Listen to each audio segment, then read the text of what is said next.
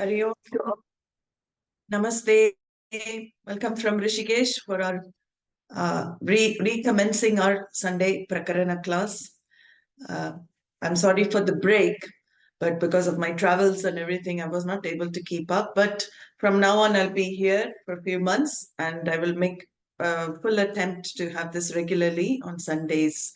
So let us begin with our opening prayers and the initial verses, the invocation verses for Tattvabodha. Hari Om.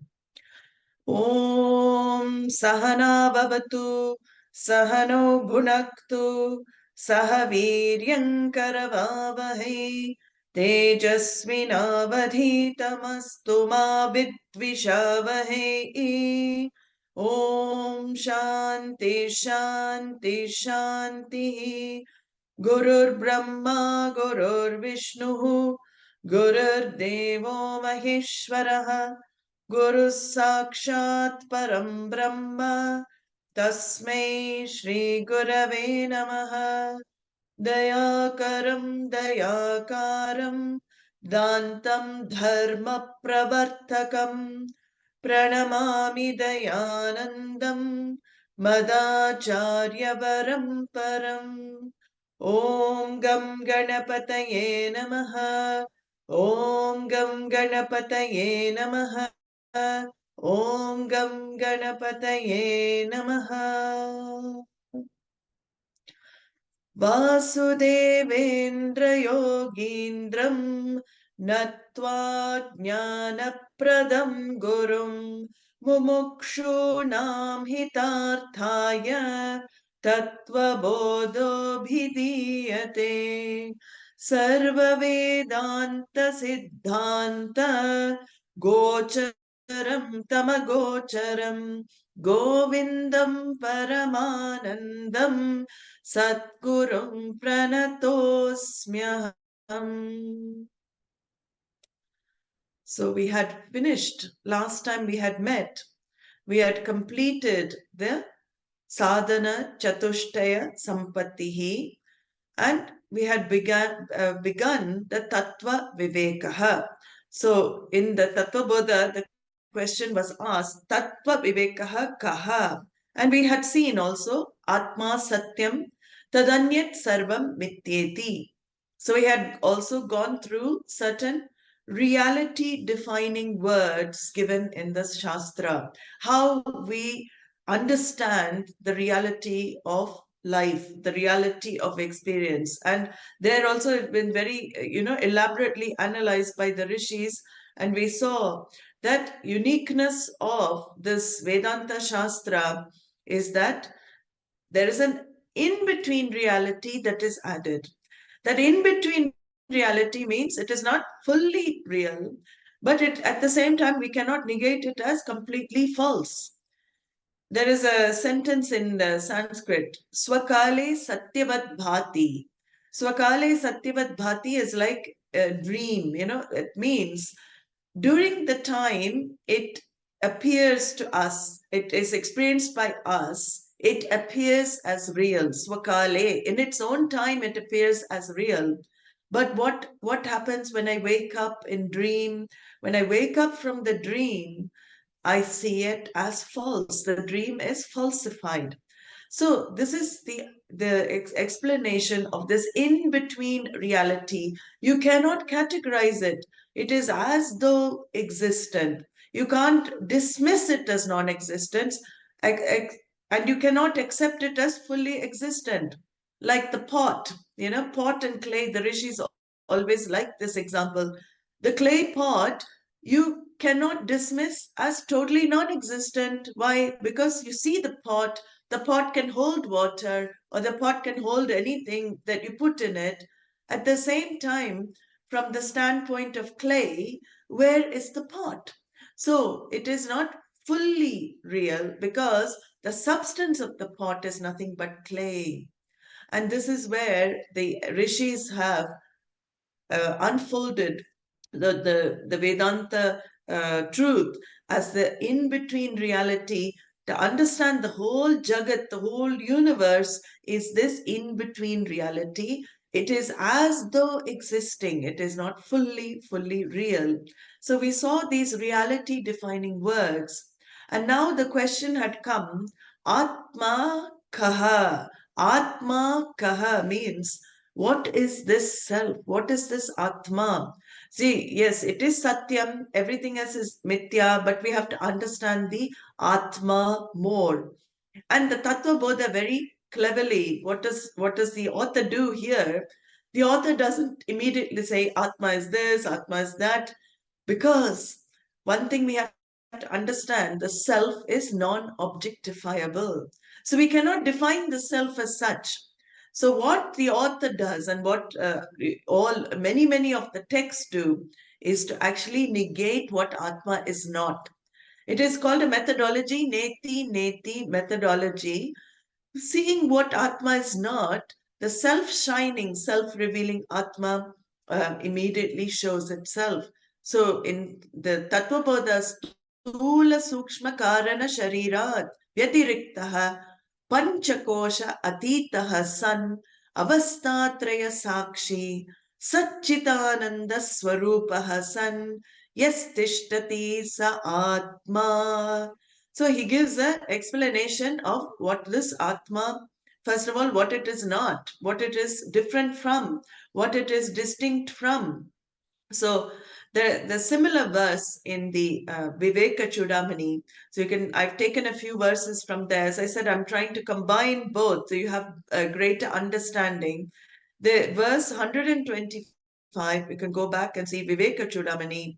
The author there, Shankaracharya, says, asti kaścitsvayaṁ nityamahampratyayalambanaḥ avasthātrayasākṣī san pañcakośātītaḥ.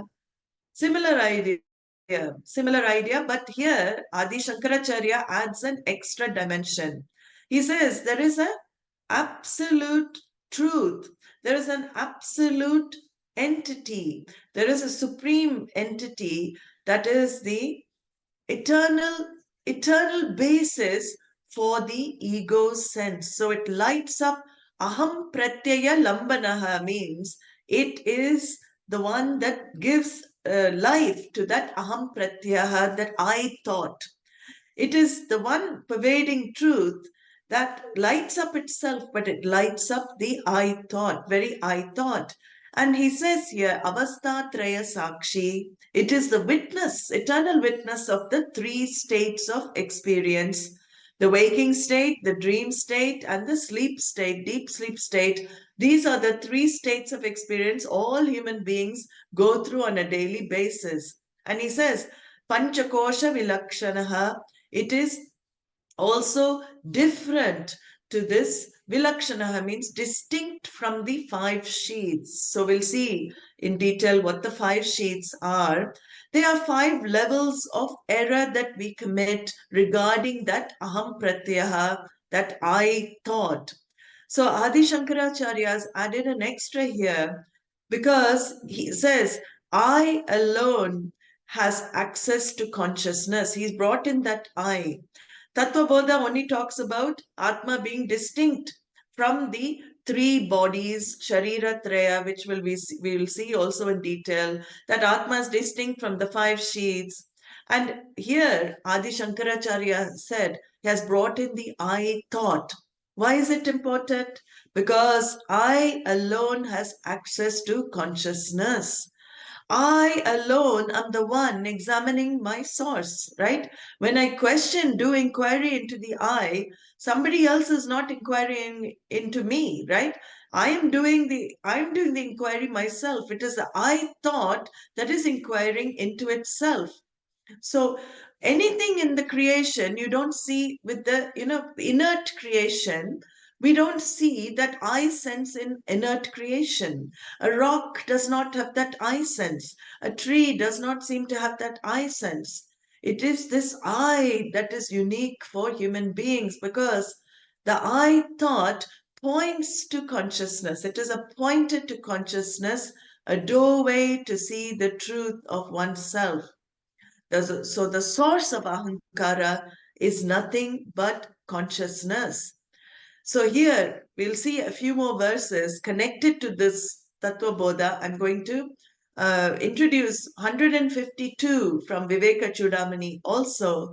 And here the Adi Shankaracharya says, Atmanatma Vivekaha Kartavyo Bandha Muktaye Vidusha Tenaiva Nandi Bhavati Swam Vijnaya Saccidānandam.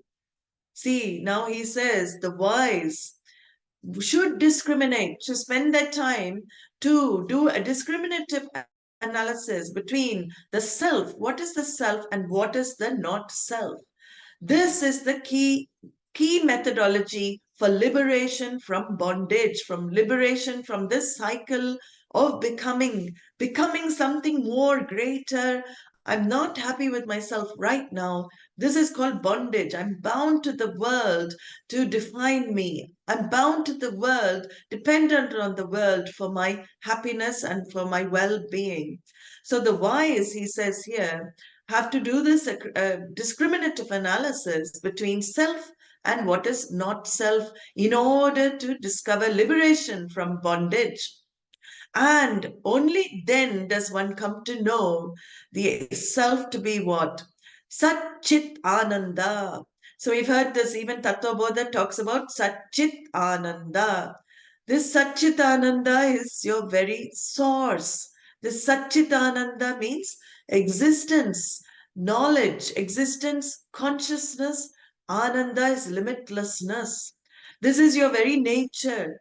And here Adi Shankaracharya says, discovering and knowing this nature, only then does one become truly happy. Teneva nandi bhavati.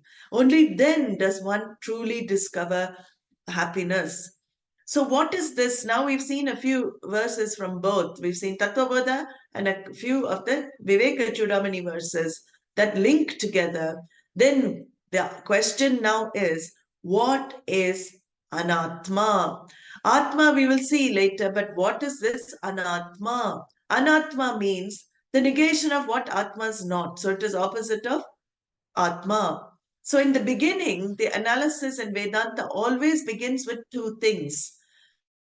We are always taught that there was only one all-pervasive consciousness, but the discriminative analysis first begins with two things, because you have to first discover what Atma, what that Atma is not in order to understand what Atma is. As I said, it is not objectifiable. So when you remove what it is not, what is automatically shines. So the question is, what is this anatma? What is not Atma? And we see this word here, vyatiriktaḥ in Tattvabodha. Vyatiriktaḥ means distinct. What is this Atma distinct from? He says from the sthūla sharira, from the gross body, from the sūkṣma sharira, from the subtle body, and from the karana sharira, which is the causal body. So in vision of Vedanta, a human being is not just one body. Most of humanity believes that we are just this physical body. From the vision of Vedanta, you are actually three bodies combined in this. Because we cannot see two bodies, people say it doesn't exist just because it's imperceptible. But that is where Vedanta becomes a pramana, means of knowledge. Vedanta reveals what? You are a combination of the gross body, the subtle body, and the causal body. You are not just this physical body. And we'll see how this physical body is negated anyway. So, Vyatiriktaḥ, Anatma is divided into a few layers here for better understanding. What are these? The threefold body, the Sharira Traya, it is called, the Panchakośās, the 5 layers or the coverings for the human being, and avasthātraya, which is the 3 states of experience. So the first thing that the Tattvabodha discusses is sthūlasūkṣmakāraṇaśarīrādvyatiriktaḥ. I'm different from this gross, tangible body. We see this body. It is available for objectification. See, when we talk about gross in English sometimes means as disgusting. In fact, this body is, if you think of, we'll see a verse in Vivekacūḍāmaṇiḥ where Adi Shankara explains what this body is made of, and you will call it a gross body. But actually, the meaning of gross in this sense is that it is tangible, it is perceptible, it is your physical body. And this physical body is nothing but a bundle of matter. Is there anything else different to this body than what is in the world? No. Elements and elementals, chemicals, all of this go to form this body. So this body, that ātmā is different from this body. This ātmā is different. How do you say that? We can see that, we can infer it. When can we see it? On death, we can see it very clearly. What has enlivened this physical body to make the body dead when that thing leaves? There must be something logically, you see, that has enlivened this physical body to bring it to life, that when this thing leaves, then the body appears as, actually it is the garbage. It is something you can throw away. So we'll see a bit more about what Shankaracharya says about the physical body as well. Here, what is the other body that is discussed? Sūkṣma Sharira. Sūkṣma Sharira means that it pervades this physical body. Again, we're going to see these in more depth. I'm just explaining how we are as human beings.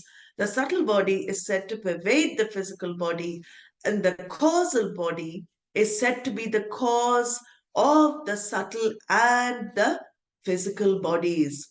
So when are you in the causal body? When you are asleep, you are in the causal form, because you are in unmanifest condition. The I thought is unmanifest. The I thought, which was you, defining you as an individual, where is it gone? It is unmanifest condition. So you are in a potential causal state. What is being said here is that ātmā is not the 3 bodies.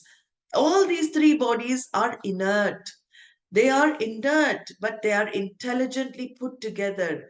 Everything we see in the physical body brilliantly functions together in harmony with each other. Very beautiful to see that miracle of the physical body working. But ātmā is separate from this physical body. It is separate from the subtle body. It is separate from the karana shariram. So this is the first level of analysis done in the Tattvabodha. Then pañcakośātītaḥ, ātmā transcends the 5 layers of your personality, the 5 covers for the I. I am, I am, I am, I know I am, but this I am is mistaken in 5 levels of error. It is mistaken. There is 5 loci of error for this for these 5 koshas. What is the locus of error? So again, the first locus is I identify with the annamaya kosha, which is the same as the sthula shariram. Sthula shariram is nothing but modification of food. So this, in another way of looking at it, it is called annamaya kosha. And this physical body, Annamaya Kosha, modification of food, is what, I take myself to be. That I am takes itself to be the name, the age, the looks, everything, associated with the physical body. My weight becomes I am heavy. My height becomes I am this tall. And I have all sorts of other things bundled onto that I due to the kosha of the physical body called Annamaya Koshaha. And the second kosha is Pranamaya Koshaha.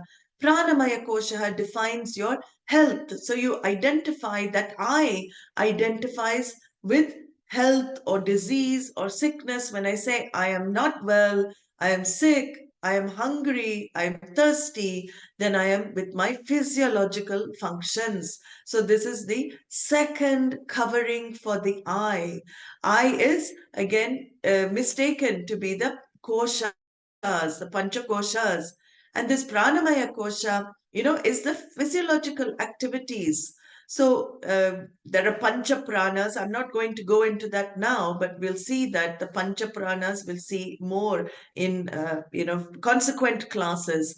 The third kosha that we are covered by is the manomaya kosha. The manomaya kosha covering means that I erroneously take myself to be the mind. I identify with the desires. I identify with the disturbances of the mind. I identify with the fluctuations of this aspect of mind. So manomaya kosha also I identify with. And the final level of error we commit is the Vijnanamaya Kosha, the fifth sheath, the fourth sheath, Vijnanamaya Kosha, which is the confusion that I am intelligent or I am stupid. When I label myself like this, I am judging that I from the level of Vijnanamaya Kosha where I'm making the mistake.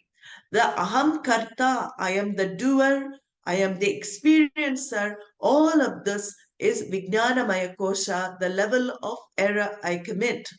And the final level of error, Panchakosha, is called Anandamaya Kosha.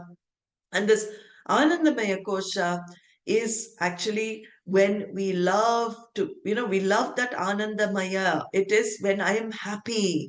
Whenever I am happy, whenever I experience a sense of joy, a sense of fulfillment, I am experiencing the Anandamaya Kosha. Then why should the Shastra say I'm committing an error on this level? Why should the Shastra say that I am different, distinct from Anandamaya? Because Anandamaya is what I want, right? Anandamaya is what we want to experience constantly. So this is the key. We want to experience this constantly, but are we able to be in Anandamaya constantly? No, because even Anandamaya Kosha is modifying. It is constantly modifying. The levels of happiness keep changing. 1 minute I'm in Anandamaya Kosha, next minute the I transfers to Pranamaya Kosha. See, when I'm sitting very peacefully in Ananda, I feel, oh, I'm so peaceful. Then suddenly the stomach starts rumbling. I'm so hungry. Then what happens? That Anandamaya Kosha is left behind and I'm in Pranamaya Kosha. The I becomes hungry. So you say, I am hungry and Ananda is forgotten. Until I get food, Ananda is forgotten. But then when I take the food, what am I, when I experience that food, which is very tasty, excellent meal I've just had, then I return back to Anandamaya Kosha. So here, within one day, I swing between the koshas, and all of my activities in life really are to experience the Anandamaya Kosha. And what does the Shastra say? Even that Anandamaya Kosha is a error you make because it is not permanent Ananda. It is a temporary Ananda you experience when some needs and some wants are met, some desires are fulfilled, and there's no more seeking you, then you're in Ananda. So it is not you, it is temporary you. So here the Tattvabodha says you are different from these five koshas and you are the the last thing this Tattvabodha verse says is that you are avasthātrayasākṣī. And again, we will see these in more depth. I'm just introducing it. Avasthātraya means the three states of experience. What states are, first of all, we have to see who goes through these states. Again, it is the I thought. Only the I thought goes to sleep, right? Who goes to sleep? Body also. Body with I thought goes to sleep. The I thought is what is dreaming. So dream comes from also I. And swapna avastha is the dream state. And the final experience I have is deep sleep state where I is also asleep. So this I thought goes through the three states of experience. The I thought is awake, fully awake. It is called Vishwa. We'll see in Tattvabodha. I'm given a name when I am awake. I'm given a name, Vishwa. When in waking state, the physical body, the subtle body, and the causal body are all active. That's why I am called waker, Vishwa, fully awake. Then in the dream state, what is active? The dream state, only the prana is functioning because the body is being kept alive through prana functions, but I is a different I. It is projecting a dream state, a different world. You take a new role in the dream state. You experience all those things of that I in the dream state. Sometimes you may have a different body in the dream state. You have different relationships in the dream state. You may go through different experience in the dream state. But what happens then when you wake up? Dream state also is not there. It is falsified. So swapna avastha is the second state and sushupti avastha is the final state, deep sleep state where I am totally ignorant. There's a saying in English, ignorance is bliss. Ignorance is bliss, and ignorance is what, ignorance is bliss. So ignorance is what state I'm in the deep sleep state, in karana shariram. I am in total avidya. I don't know myself in deep sleep. At the same time, I know deep sleep was a very, very happy experience. I know deep sleep was a very joyful experience because when I wake up, what happens when somebody asks me, did you sleep well? You will say, I slept very well. I slept peacefully. I slept so well because you lit up that deep sleep state. So here, what this Tattvabodha text says is Sakshi. You are the one that lights up not just the deep sleep state. You light up every state. You light up the waking state. All the activities of your body, mind, senses are lit up by that consciousness, are lit up by ātmā. Which means what? You cannot move without ātmā. You cannot speak without ātmā. You cannot think without ātmā. Ātmā lights up your very talking, walking being in the waking state. Your mind, your thoughts also are inert by themselves. Then who brings life to your thoughts? It is ātmā, that consciousness that lights up your thoughts as well. So awareness, this consciousness is like a light. It doesn't require any other light to light it up, but it lights up everything else. It is like the sun. The sun does not require any light to light it up, but it lights up everything else. So when we chant the Aarti prayer very beautifully, we are chanting this, Na tatra suryo bhati na chandra tarakam. See, the tatra suryo, it lights up the very sun itself, the luminaries. Na tatra suryo bhati na chandra tarakam. The sun cannot shine without the light of Atma. The tarakam, the stars cannot shine without the light of Atma. Nema vidyuto bhanti kutoyam agnihi. Even the lightning cannot shine without this Atma. What to say of this tiny light I'm showing? I'm showing this light to you. Tameva bhantam anubhati sarvam. Because of that jyotisham jyotihi, your light, that light of Atma, light of consciousness, everything else shines after that light. Anubhati. There is no other light for anything else. It is reflected light. It is borrowed consciousness. So this is the beauty of it. Everything else shines after tameva bhantam anubhati sarvam tasya bhasa sarvam midam vibhati. Vibhati means everything variously shines because of that one light, which is Atma, that consciousness, Brahman. Every other light shines because of that light. So very beautifully, the Sakshi means that self-revealing, self-evident. It is effulgent self, which is this consciousness.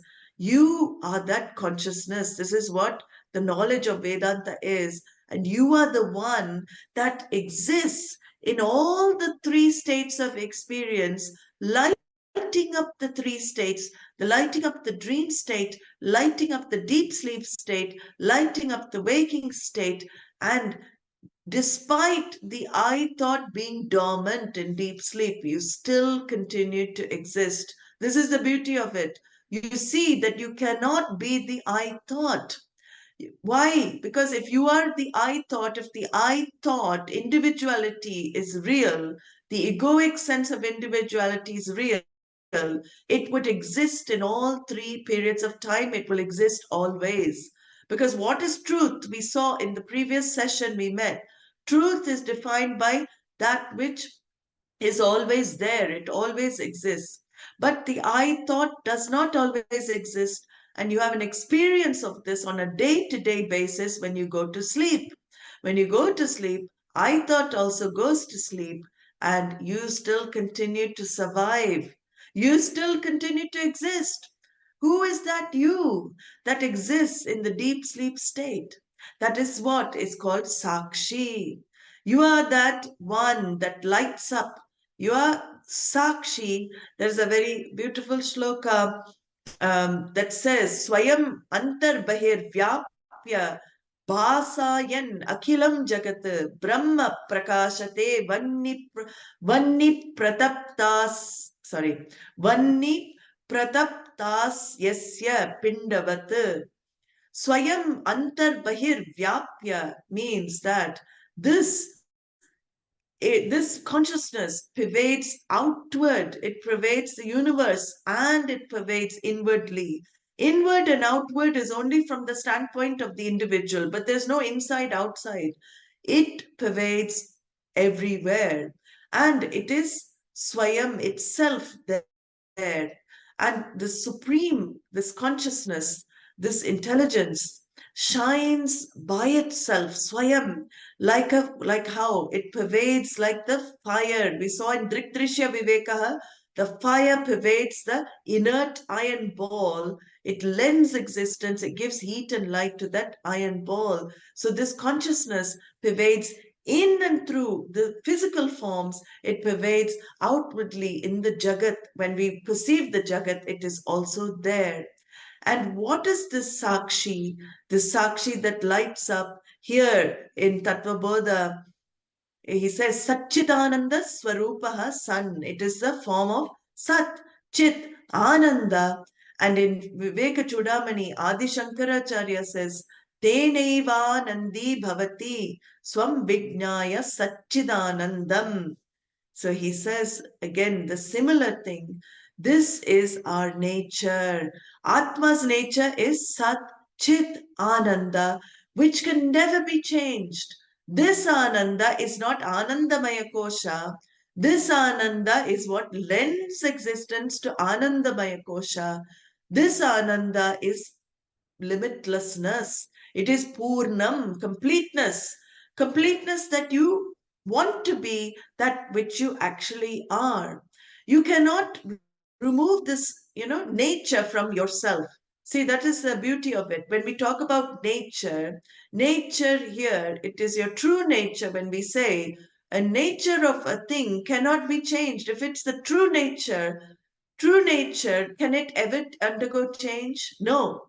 True nature means it is yourself all the way through. And true nature of fire is what? It is heat and light. Can I extract heat and light from fire? I cannot, because fire would not be fire if I do that. So here in the same way, true nature of the self is you. The true nature is Satchitanandaha. Satchitanandaha is same as Satyam, Dhanam, Anantam. What does it mean? So Sat means I'm always existing. Existence. Sat is pure existence. In Bhagavad Gita, Krishna says this, Natvevaham jatu nasam, Natvam neme janadipaha, Nachaiva nabhavishyamaha, Sarve vayamatah param. So he says this, that there was never a time I did not exist. There's never a time you or all these kings never existed. There was never a time you did not exist, never a time I did not exist, never a time when you and these kings did not exist. Nor, he says, will there be a time where you will cease to exist. There will never be a time where you cease to exist. What does that mean? You are Sat. You always were there. You continue to be there right now in this moment, and you will always continue to exist in future. So there is nothing, no change for consciousness. Consciousness is always in all three periods of time as existence, and consciousness shines, bhati. We saw that as chit. So when we talk about chit, consciousness shines, manifests through this I thought. When you wake up in the morning, what happens? I wakes up, that I thought wakes up. What makes the I thought wake up? Consciousness lights up the I thought. I thought wakes up. I thought identifies with the mind, the other thoughts, and then I start functioning as a human being. I start functioning as an individual. Do we ever look at when you wake up in the morning? It will be a very interesting exercise. When you wake up in the morning, what wakes up? I thought wakes up. And I thought identifies with all the other thoughts. Then what happens? Then the whole function, your, functioning in the world becomes active. The I thought identifying with other thoughts makes the body, mind, senses act in the world. So you start functioning. So here, this ātmā is the Jyotisham Jyotihi, the light of the lights. It's a different type of light. It gives existence to all your experiences. It is Chit, manifesting consciousness, and it is Ananda, Teneva Anandi Bhavati. That you shift in that understanding Atma, Satchitananda. What happens? You shift from the sorrowful I that you took yourself to be to that I which is fullness, the I which is wholeness, the I which is all joy. Because why do I want to get rid of unhappiness? Why do we want to get rid of sorrow? We only want to get rid of something when it is not our true nature. That is why we want it not to be there. So I don't like to be sorrowful. I don't like to be unhappy. So I want to escape from that being sorrowful. And this is where I show myself, I understand myself, it is not my true nature. So all types of sorrow is because of my sense of limitation, my feeling limited. So that is why the last word is brought in here. Ananda, Anantaha is the same as Anandaha, limitlessness. Nothing can limit me as Atma. I'm sitting on this chair. I cannot be sitting at the same time somewhere else in another country. So that's called space-wise limited. Right now, I'm feeling space-wise limited. Time-wise, also limited. I'm here at 6:40 in the evening in India. I cannot be in the same time somewhere else, right? I am here. So time-wise, also right now I feels limited, but object-wise also limited because I confine myself to one form, one name and form. So other names and forms also limit me. In all ways, that I is limited, and I do not like it. I reject that limited feeling. I don't want it. It is not my true nature. This limited I feels limited by time, it feels limited by space and place, and it feels limited in by other objects, by other people. And that is why the Ananda, Ananta word is brought in, because Anantaha, Anandaha means limitlessness, total limitlessness. I am not confined to this physical body. I pervade everywhere, at all times, at all places, in all beings. The same essence, Atma, is not limited by time, not limited by space, not limited by objects. When I understand that Atma to be so, then what? All my problems are solved in one shot.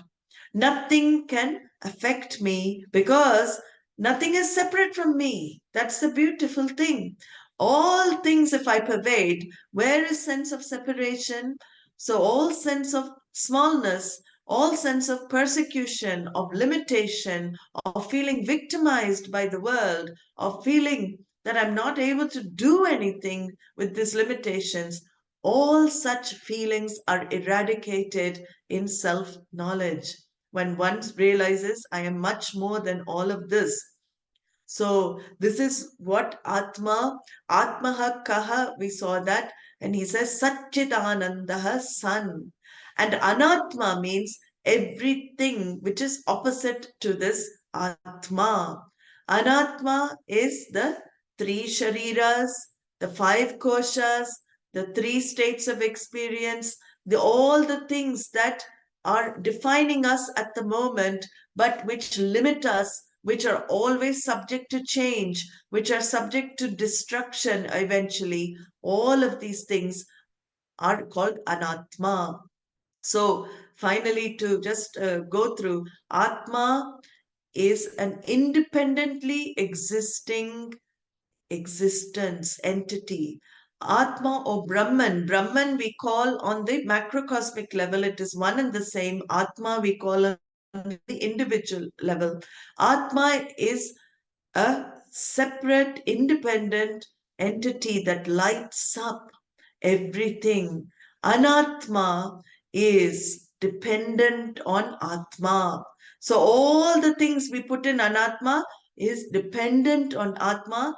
And this is the Rishi equation. When we talk about Mithya equation, we can bring it in here. Generally, we know equations as what? A equals B, B equals A, right? That is what equation is.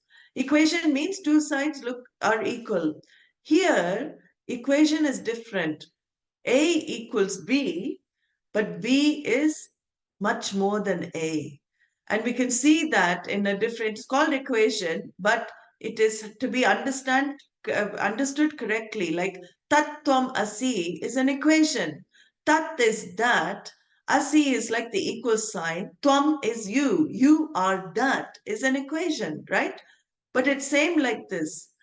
On the level, when I look at it, it is not looking equal, because that the Lord, how can that Jagat Karanam Brahma, the creator of the universe, be the same as this small entity Jiva, individual me? It doesn't look equal at all. So this is where, we have to understand equations can also not look exactly the same. Like 5 plus 3, 5 plus 3 equals 9 minus 1. How does that look on both sides? 5 plus 3 equals 9 minus 1. Both sides look completely different. But when you examine it, what is the answer? They are the same, in fact. It's just like this. Mithya equation is very, very interesting. A equals B, but B doesn't equal A. And how do we understand this? So we can see in many, many examples that we give Vedānta, the wave depends on water. But is water just the wave? So think about these. The gold chain depends upon gold, but is gold the chain? No. The pot, clay pot, depends on clay, but is clay only clay pot? No. You can use so many examples. This chair depends on wood, but is wood only chair? So you can't say wave equals water and water equals wave. It doesn't work. That is not the mithya equation. So these are not synonyms here. When we talk about it, they're not synonyms, because synonym means where the wave exists, where wave is, water is. Okay, where wave is, water is. But when you look at it the other way, where water is, there is not only wave, right? Where water is, there is wave. Can we say it that way? No, because where water is can be other things, can be lake, can be just, just some drop of water. It doesn't have to be a wave, right? Wave does not define water, but water defines the wave. So this is the mithya equation. One thing is dependent on the other for existence. Where there is gold, there would be chain, right? If you see it, where there's gold, is there chain? No, gold is much more than chain. That is not true as a statement. Where there is gold, there is not only chain. Where there is gold, there could be gold bangle, there could be gold necklace, there could be gold anything. So many different ornaments can be there. Where there is chain, gold chain though, there is always gold. Look at it that way. Where there is gold chain, there is always gold. But where there is gold, there is not only chain.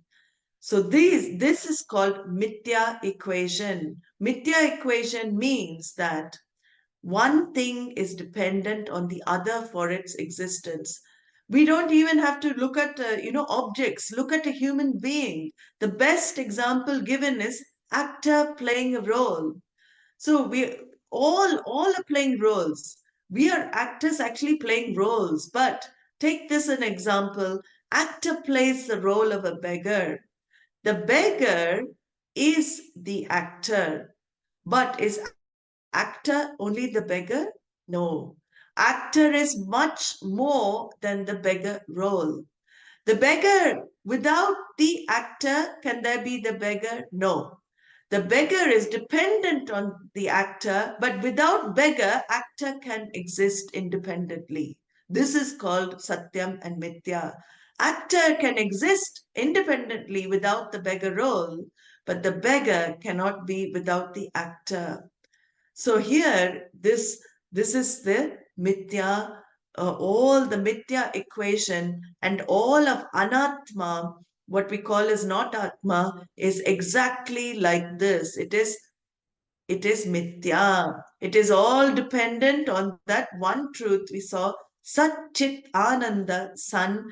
And here, the author now will go on with here in Vivekacūḍāmaṇiḥ. Also, I've chosen some verses. We will see that next week. But he begins to explain now what these shariras are. The first level of anatma, the three shariras, the three bodies, which is the physical body, the subtle body, and the causal body, he is going to examine in more depth. So we'll see what the sthula shariram is, what the physical body is, and why does he do this? Why do we have to go through all this? It is for you to understand that you cannot be the physical body. You are much more than the physical body. The physical body is just a costume you wear. And that is what the end result of this inquiry is going to lead to. You will see very differently what you think you are is not what you really are. And we have to see that again and again. So we'll see that next week at the same time. Any questions? Some question was there. Please do send me the question on WhatsApp. I will answer it next week. And we will begin the the session next week, which the answer for the questions. Hari Om.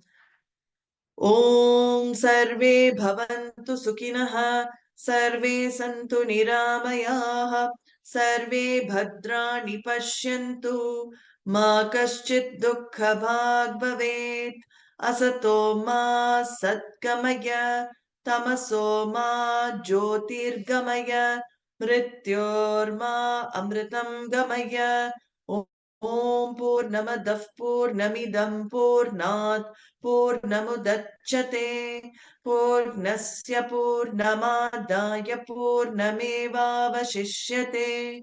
Om Shanti Shanti Shanti. Harihi Om Shri Gurubhyo Namaha. Harihi Om. Hari Om. Namaste.